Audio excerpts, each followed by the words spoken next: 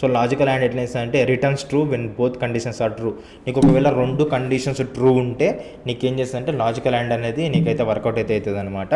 ఒకవేళ logical are ఎప్పుడు work out అవుతుంది అంటే ఒకటి ట్రూ ఒకటి ఫాల్స్ ఉంటే నీకేమవుతుంది అంటే ఒకటి ట్రూ, అట్లీస్ట్ ఒకటైతే ట్రూ అయితే ఉండాలి. దాన్ని మనం లాజికల్ ఆర్ అని చెప్తాం అనమాట. నెక్స్ట్ వచ్చేసరికి లాజికల్ నాట్ అంటే ఏంటంటే ఒక కండిషన్ అనేది లైక్ ఏంటంటే ఇప్పుడు ఫర్ ఎగ్జాంపుల్ నాట్ అంటే డెడ్ ఆపోజిట్ అనమాట.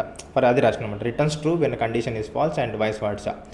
కండిషన్ ఫాల్స్ ఉంటే ట్రూ చెప్తుంది, ట్రూ ఉంటే మళ్ళీ లైక్ కండిషన్ ట్రూ ఉంటే ఫాల్స్ చెప్తుంది. అట్లా మనకి వాయిస్ వర్సాగా ఉంటుంది. మీకు ఎగ్జాంపుల్ చూపిస్తే క్లారిటీ వస్తుంది. దాని గురించి అయితే ఇప్పుడు చూపిస్తాను.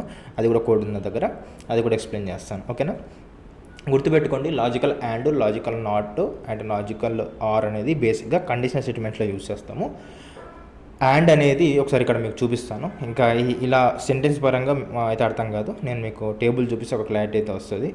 సో టేబుల్ చూడండి. ఇదేంటి మనకి నార్మల్గా ఆరు అండ్ నాట్. సో ఆర్ అంటే ఎలా ఉంటుందంటే నీకు ఫాల్స్ ఉంటే ఫాల్సే ఉంటుంది, ట్రూ ఉండి ఫాల్స్ ఉంటే ట్రూ ఉంటుంది, ఫాల్స్ ఉండి ట్రూ ఉంటే ట్రూ ఉంటుంది, ట్రూ ఉండి ట్రూ ఉంటే ట్రూ ఉంటుంది. అంటే అట్లీస్ట్ ఒకటి ట్రూ ఉంటే ఇది కూడా ట్రూవే ఉంటుంది అనమాట.